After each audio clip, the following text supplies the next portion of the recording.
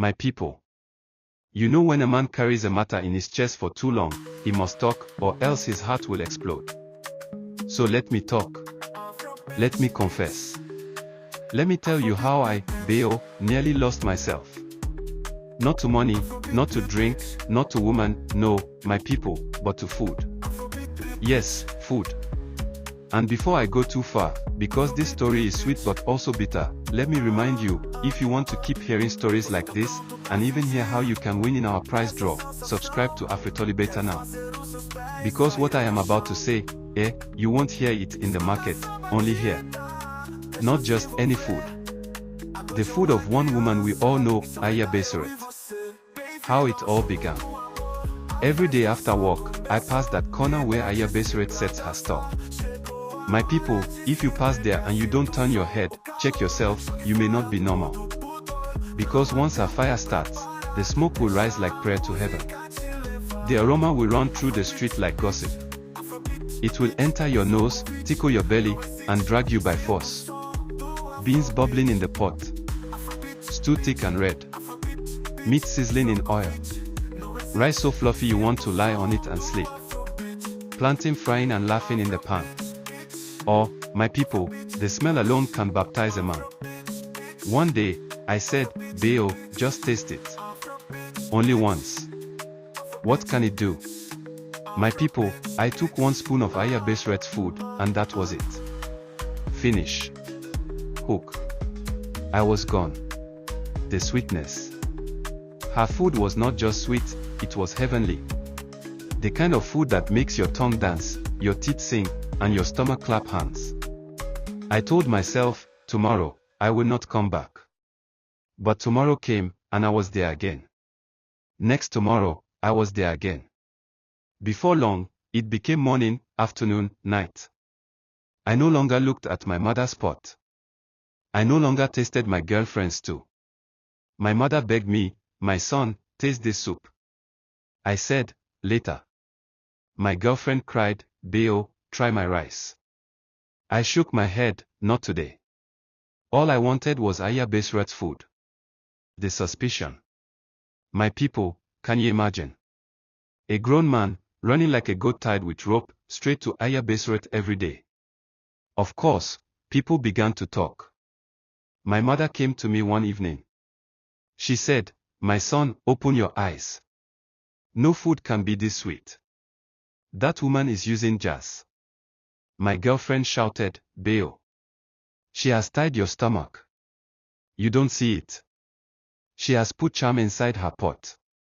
At first, I laughed. I said, no. It is just good cooking. But one night, I dreamt of her food. My people, I dreamt I was chasing rice, chasing stew, chasing beans and dodo. I woke up sweating. That was when fear entered my heart. The test. I decided to test it. I said, today, I will not eat basirat's food. I will eat only from my mother and my girlfriend. Let us see what happens. That day, my mother prepared hot pounded yam with egusi soup, soft like butter. My girlfriend cooked smoky jollof rice with plantain golden like the sun. The food looked fine. The aroma was strong. I sat down, carried spoon, put the food in my mouth. My people, I nearly spat it out. It was like chewing sand. Like licking paper. My throat said, no entry. I forced, but my belly rejected it. I dropped the spoon, banged the table and shouted, this is not food. This is punishment. Before anyone could stop me, I ran. I ran like a madman to basirat's store. The moment I ate her food, my people, my body calmed. My tongue danced. My belly sang. My spirit rejoiced. At that moment, I believed, it was not ordinary. The decision. My people, I could not continue like this. I was no longer myself. Even my shadow was now following basirat. So I decided, I will catch her. I will expose her. I told my mother and girlfriend. Together, we planned.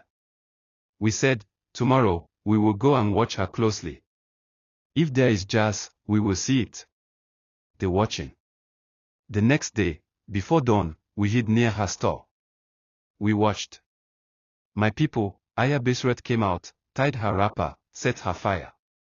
She began to cook. She washed the rice, she stirred the beans, she chopped the pepper. Everything looked normal. But then, we saw it. When she thought no one was watching, Aya Basirat brought out a small black calabash from under her table. She opened it. Inside was a powder, red like blood, fine like dust. She sprinkled it inside the pot of stew. My people, as she sprinkled, she was whispering. Her lips were moving fast. We leaned close and heard. Eat and forget, eat and return, eat and love me, eat and never leave. Oh. My people, our eyes opened wide. It was true. It was not ordinary pepper. It was charm. The confrontation. We rushed out from hiding. My mother shouted, "Evil woman! So it is you that tied my son's stomach." My girlfriend cried, "Witch! You have been feeding us poison." I myself grabbed the calabash from her hand and raised it high for all to see. My people, I shouted. Look. This is the jazz. This is what she has been using to tie us with her food. Neighbors gathered. Passers-by stopped. The whole street came alive. Everybody looked, everybody gasped. Aya Basirat, so it is true, they shouted. We knew your food was not ordinary. Her foe. My people, Aya Basirat tried to deny. She said, it is just spice. It is just seasoning. But the crowd did not believe. We had seen it with our eyes. The whispers, the powder, the spell. The elders of the street came forward. They said, enough. This woman cannot continue. She has been using evil to control people's bellies. She must be stopped. That day, right there in front of everyone, the calabash was broken. The red powder spilled on the ground. The elders poured salt and palm oil to neutralize it. They clapped 3 times and declared, the charm is broken.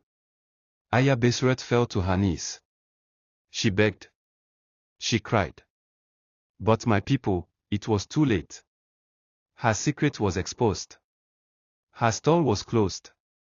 Nobody dared to buy from her again. My freedom. From that day, my eyes cleared. My appetite returned. I tasted my mother's soup, it was sweet again. I ate my girlfriend's rice, it was fine again. My people, I was free. But I will never forget. I, Bayo, almost lost myself to Aya Basirat's charm. If not for my mother, if not for my girlfriend, if not for the eyes that caught her, I would still be a prisoner of stew. The lesson. So, my people, hear me well. When something is too sweet, look well. When something pulls you too strongly, ask questions. Not every sweetness is ordinary. Some sweetness is trap. And as for food, let us remember this, food carries power. The hand that stirs the pot can bless, but it can also curse. So my people, shine your eyes. Not every spoon is safe. Not every plate is clean. The end. That is my story. That is how we caught Aya Basirat. That is how I was freed. My people, learn from me. Do not wait until you are dreaming of rice and beans before you open your eyes.